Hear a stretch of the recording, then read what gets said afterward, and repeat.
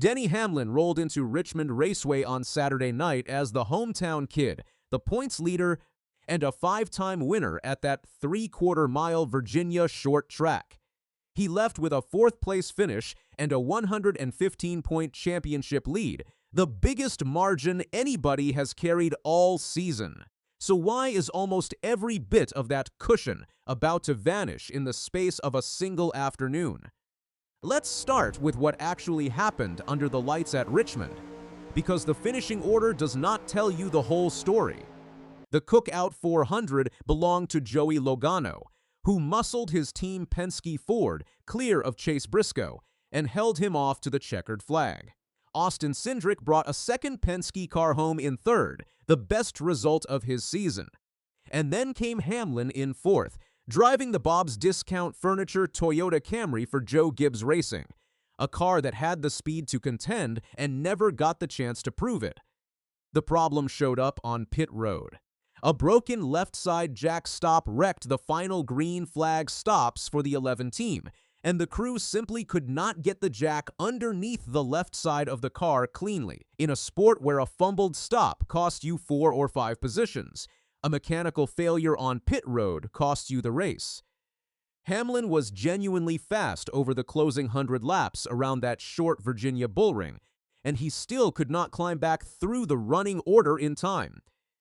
He did not spin it afterward either.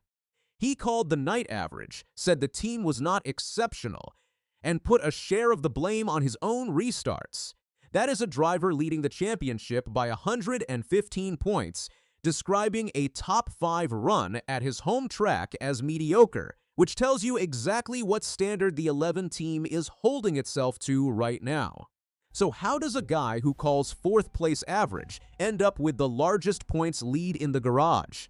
Rewind to early summer. Between the 31st of May and the 14th of June, Hamlin ripped off 3 consecutive victories at Nashville Superspeedway, Michigan International Speedway, and Pocono Raceway. At 45 years old, he found a gear nobody saw coming. That Pocono victory was his record 8th at the Tricky Triangle, his 64th career win, and it moved him to 9th on the all-time Cup Series wins list. Meanwhile, the driver who was supposed to run away with this thing came apart.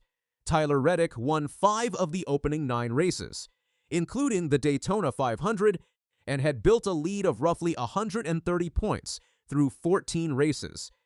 Then summer arrived, and the 2311 Racing Toyota went ice cold, with 5 finishes of 25th or worse across an 8-race stretch. Hamlin took over the top spot in the standings after Sonoma and has not handed it back since.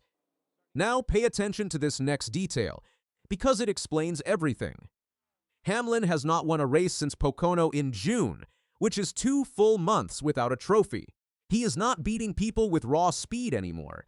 He is beating them by flatly refusing to have a bad day.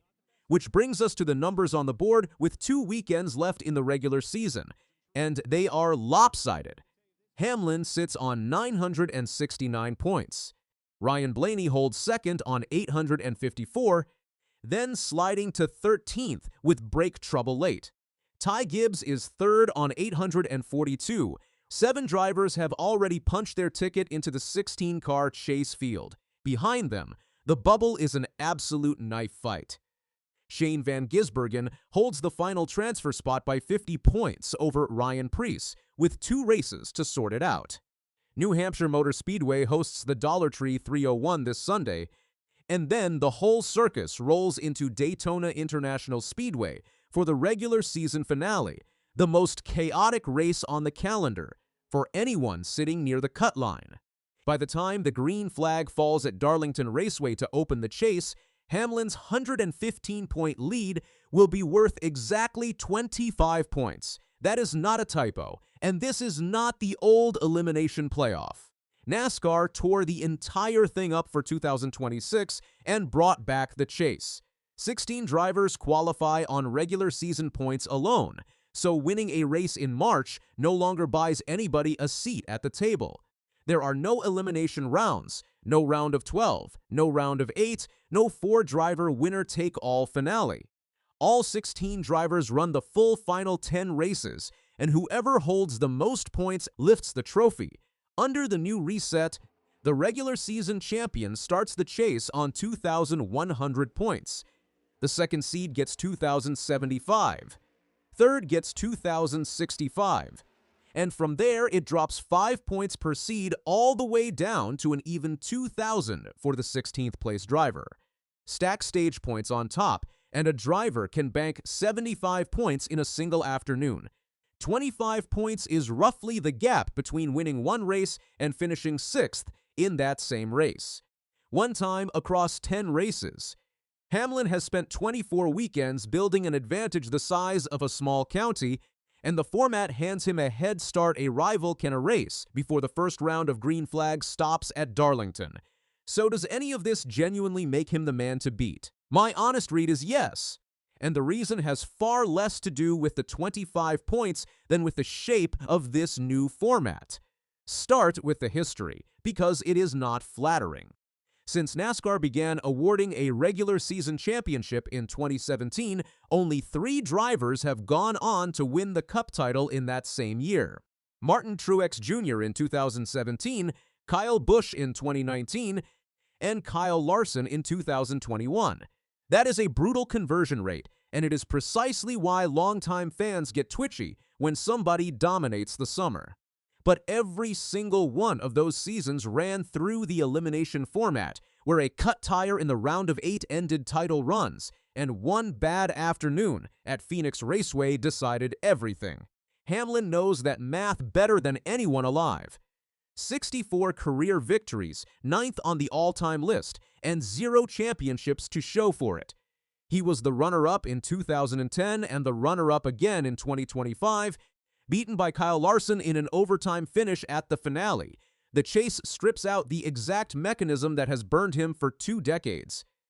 The counter-argument is real, though, and it has a name. Joey Logano has won twice in the last 4 races, and Team Penske has clearly unlocked something in the second half of this season. Ty Gibbs carries the best short-track average finish in the series and has been quietly stacking points. Christopher Bell remains winless with 7 runner-up finishes, which means the speed is sitting right there waiting. So enjoy the big number while it lasts, because 115 points is a trophy, not a shield. What Hamlin truly earned under the Richmond lights on Saturday was the top seed, a 25-point buffer, and the right to roll into Darlington as the driver everybody else is measuring themselves against.